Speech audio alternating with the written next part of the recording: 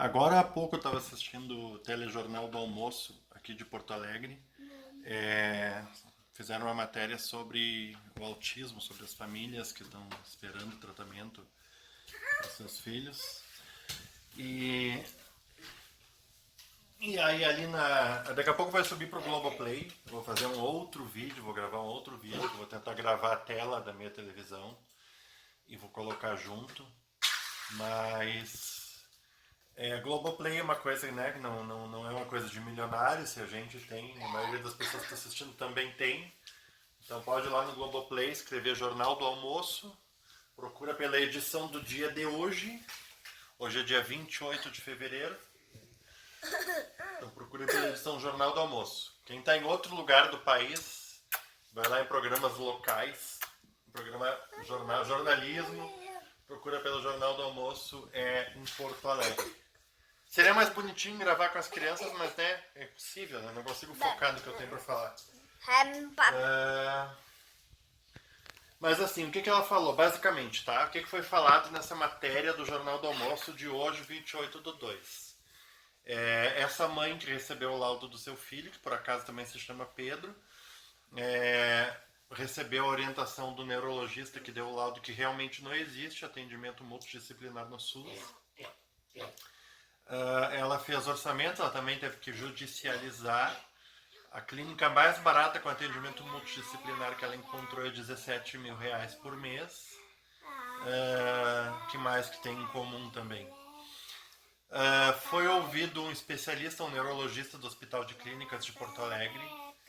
E esse neurologista disse que uma criança precisa de pelo menos, uma criança grave precisa de 40 horas semanais de atendimento, mas que a média é pelo menos umas 10 horas semanais de tratamento. E o que atualmente o SUS oferece é 20 minutos por semana, por 20 minutos por quinzena de tratamento. E aqueles que têm muita sorte conseguem meia hora por semana de tratamento. Eu não tenho mais dado notícias aqui ultimamente, porque a gente estava focado em se mudar.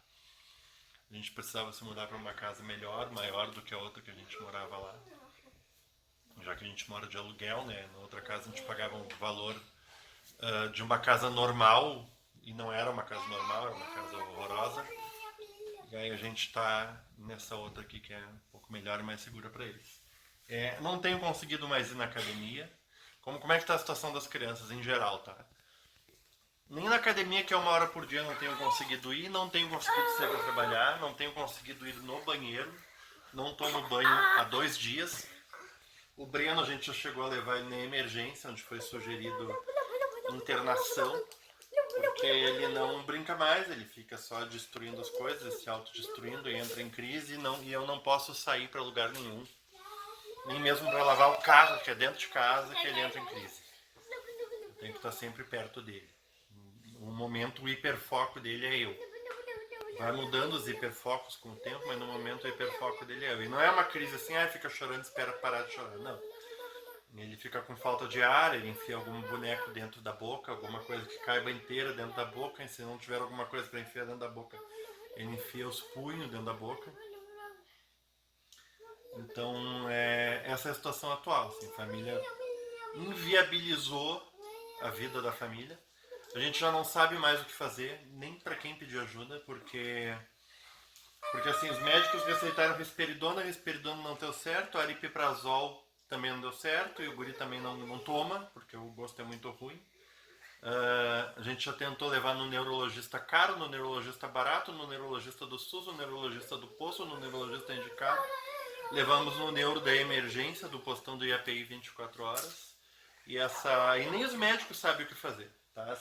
A psiquiatra lá que nos atendeu de plantão, foi de madrugada, disse que a princípio o aripiprazol é a melhor coisa, com evidência, para o tratamento do transtorno do espectro autista. Isso ela disse na consulta. Mas que ela ia pesquisar melhor e me daria um retorno. E aí no dia seguinte ela disse que pesquisou melhor, me chamou no WhatsApp, se interessou, né? Pesquisou melhor e disse que não tem o que fazer. Não pode medicar a criança da idade do Breno. Falou com colegas dela infantil e não pode medicar. Então assim, a conduta e a indicação muda de médico para médico do que fazer com o Breno. A única coisa que todos os médicos concordam é que o atendimento com equipe multidisciplinar é a melhor resposta. Atendimento esse que a gente conseguiu por um mês e que a gente já ofereceu para eles de novembro a dezembro. Melhoraram muito nesse período enquanto estavam recebendo esse atendimento. As doações pararam completamente e a gente judicializou também, isso foi outra coisa em comum da matéria, a pessoa também judicializou, a pessoa também teve uma decisão favorável, que também por coincidência foi em agosto. Vocês assistirem a matéria, parece que ela quase foi feita assim, quase tudo que ela fala é o que eu estou relatando aqui. E também não tem previsão, tá esbarrada na burocracia. Então eu peço que quem puder ajudar, a única maneira ainda, e não temos nenhuma previsão, a única maneira ainda é pela rede privada. Quem puder ajudar, o site está ativo, a campanha está ativa e a gente mais do que nunca precisa de ajuda, porque de fato é uma questão de sobrevivência, sobretudo para o Breno. E o Pedro, ele pode sim, mesmo ele não tendo tido acesso antes dos 7 anos, eu gravei um outro vídeo falando que o indicado é que a criança que não desenvolveu a fala tenha acesso a terapias de ensino de fala até os 7 anos de idade, que depois dos 7 anos é bastante improvável que a criança adquira fala. Isso vale, né? Mas tem um detalhe, quando a criança ela já está recebendo estímulos e não aprendeu a falar até os 7 anos, é muito improvável que ela aprenda a falar. Como o Pedro recebeu só por um mês, então existe chance sim de ele a qualquer tempo ele recebendo, claro que obviamente quanto antes melhor, mas ele recebendo os estímulos, ele pode começar a falar. Enfim, acabou ficando longo demais, eu só queria... Esse é um vídeo, tipo um pré-lançamento, é um vídeo sobre o vídeo. Assim que disponibilizar, que subir para a plataforma, na verdade eu já gravei a tela, mas só pegou o áudio. Então vou tentar editar e colocar o áudio aqui no final desse vídeo, mas só pegou o áudio, não pegou todo... Eu acho que é porque deve ter alguma proteção de direitos autorais da Globo, então não deixa gravar a tela do celular, eu vou tentar gravar a televisão. Vai ficar ruim, né? Mas eu vou gravar a televisão para que vocês vejam que eu não tô louco, eu não tô inventando, que de fato a clínica mais barata cobra 17 mil por mês para uma criança, né? Eu tenho 2, então dá mais de 35, 36 mil por mês. Dá tchau, pessoal, filho. Tchau. Pessoal, voltei aqui para falar que eu consegui colocar a matéria completa do Jornal do Almoço no final desse vídeo. Então fica no vídeo para escutar a matéria completa do Jornal do Almoço. O áudio ficou ótimo. As imagens só não apareceram, mas as imagens não importam. Quem quiser as imagens pode ir direto lá no Globoplay. Mas fica aí no vídeo que tem depois, agora já vai começar agora a matéria sobre a qual eu falei. Bom, agora a gente quer falar de um problema enfrentado por muitas famílias que têm filhos com transtorno do espectro autista. O tratamento multidisciplinar em alguns municípios não é fornecido pelo SUS ou então são insuficientes. Por isso, o único caminho para um tratamento adequado acaba sendo a judicialização, que na maioria das vezes é bem demorada. A gente percebeu que o Pedro não falava aos 2 anos e a gente começou a perceber outras coisas, como enfileirar muitos brinquedos, não gostar muito de barulho, às vezes algumas luzes incomodavam muito, pessoas falando alto. O próprio médico, quando a gente explicou para ele que a gente não tinha plano de saúde, ele mesmo indicou para a gente procurar na Defensoria Pública, então, esse tratamento que ele nos disse que era um direito do autista. A Daniela é manicure e mãe do Pedro, que foi diagnosticado com transtorno do espectro autista em julho do ano passado. Sem dinheiro para pagar as terapias que ele precisa, que podem chegar a custar mais de 10 salários mínimos, ela buscou ajuda na Defensoria Pública do município de Guaíba. Há 7 meses, acompanha os sintomas do filho piorarem, perdida em meio à burocracia. O orçamento mais barato é 17.400 por mês. É impossível, inviável. manter ele nas terapias hoje com o que o neuro pediu. A gente foi até a Defensoria Pública, entramos com toda a documentação que eles pediram, que era laudos médicos, do neuro, comprovante de renda, de residência, 3 orçamentos, e entregamos tudo em julho do ano de 2022. Em agosto do ano passado, Daniele teve uma decisão favorável da Justiça. A Prefeitura de Guaíba recorreu e o processo segue tramitando. Enquanto a sentença final não chega, a espera é dolorosa. Receber o diagnóstico de autismo é muito difícil, mas eu acho que tu ser privada do tratamento é desesperador. A Lei 12.764 de 2012 diz que é direito da pessoa com transtorno do espectro autista ter acesso a serviços e ações de saúde, como, por exemplo, diagnóstico precoce ou então atendimento multiprofissional. Mais de 10 anos depois do decreto, o que deveria ser a regra é exceção. Esses acompanhamentos multidisciplinares, eles não são fornecidos pelo SUS. Por isso que a Daniele precisou judicializar esse pedido, tá? Para que o filho, que tem TEA, consiga ter acesso, que é muito importante, no tratamento dele e numa série de habilidades que ele pode se desenvolver e evoluir. E cada vez mais se inserir na sociedade. Para piorar a situação, a Defensoria Pública do Estado afirma que os valores dos orçamentos apresentados por Daniele em janeiro são diferentes dos solicitados no ano passado.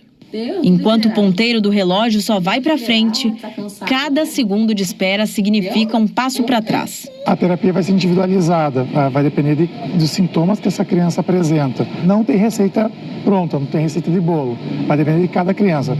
Se avalia a criança, se verifica quais sintomas essa criança está apresentando e se desenha um tratamento, baseado nos sintomas. Criança abaixo de 3 anos tem o que a gente chama de plasticidade cerebral. Esse cérebro é mais moldável. Eu consigo mais facilmente gerar desenvolvimento, gerar ganhos e também comportamentos que a gente considera inadequados, como, por exemplo, se bater quando é negado alguma coisa, eu consigo desconstruir isso de forma mais fácil.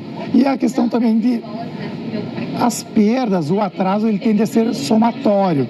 Então, por exemplo, se eu pego uma criança pequena, com 1 ano e meio, e ela tem um atraso de 6 meses em relação às crianças da mesma idade, então, uma criança de 1 aninho, eu consigo mais fácil correr atrás de 6 meses. Se eu pego uma criança de 4 anos, que tem um comportamento hoje de uma criança de 1 aninho, eu tenho 3 anos de defasagem que eu vou ter que trabalhar. Então, quanto mais precoce, eu consigo correr mais fácil atrás desse atraso. O caso da Daniele é o mesmo enfrentado por muitas famílias. Desde 2018, a Érica luta para que a Prefeitura de Porto Alegre disponibilize o tratamento da filha Angelina.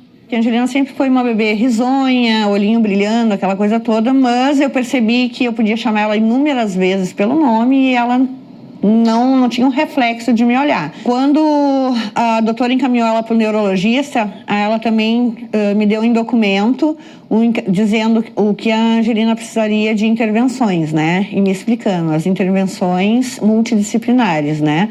Com diversos terapeutas. E isso foi em 2018 e a gente segue em 2023 ainda aguardando por essas intervenções terapêuticas pelo município que nunca chegaram para minha filha. Até agora, as únicas terapias oferecidas pelo Estado para Angelina foram 20 minutos de consulta com psicólogo a cada 15 dias e mais 20 minutos de terapia ocupacional, também quinzenalmente.